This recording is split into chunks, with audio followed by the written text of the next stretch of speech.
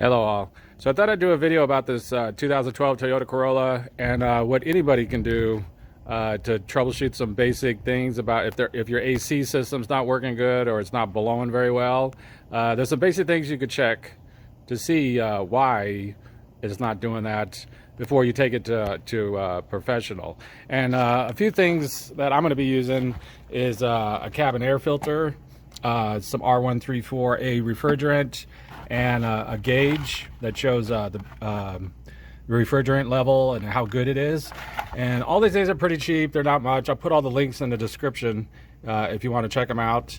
But this is what I'm going to be using to do this. And the first thing you want to check is the cabin air filter. The air cycles around the car.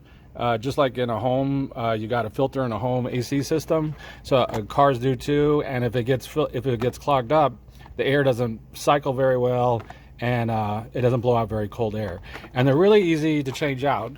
And they're just located, let me show you where they're located, just passenger side. And they're just located right here behind this glove box. So you just pop this down on the right here, just push in.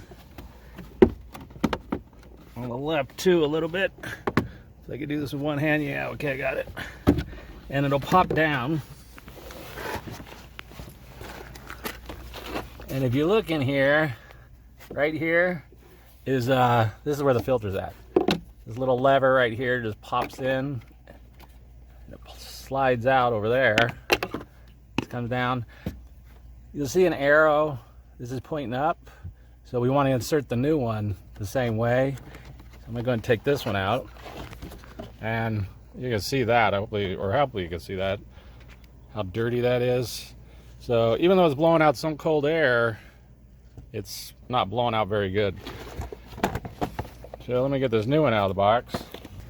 Okay, so I got the new one out of the box, and as you can see there's a huge difference in that. If the air can't get through that, then it's just not going to be able to blow out correctly, and it's going to, the AC system just won't work right. So sometimes it could just be as simple as swapping out this cabin air filter. But pay attention to the arrow. So this one right here has got airflow, and it's got the arrow right there pointing up. So I'm going to slide it in the same way it came out, pointing up.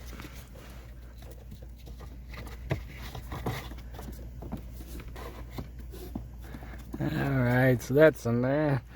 And I'm going to put this cap back in. It's even got a little up arrow right there for the way it goes. But it snaps in over here on the left. So where it slides in. And then it just snaps back into place right there. And that's basically it for that. Just go ahead and slide your glove blocks back together.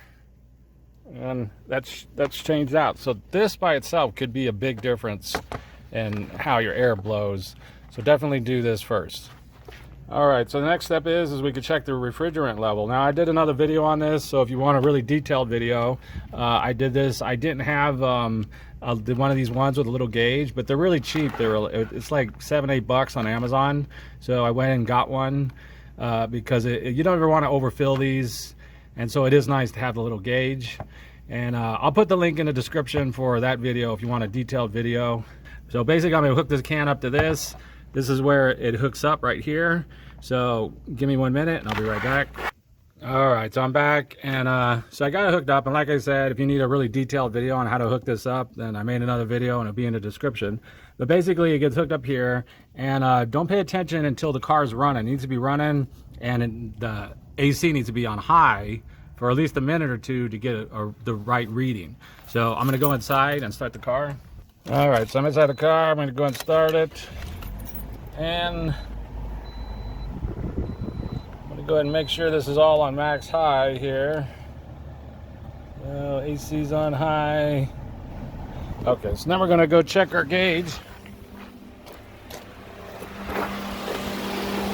And like I said, you usually want this to run for at least a minute or two before you check the reading on it.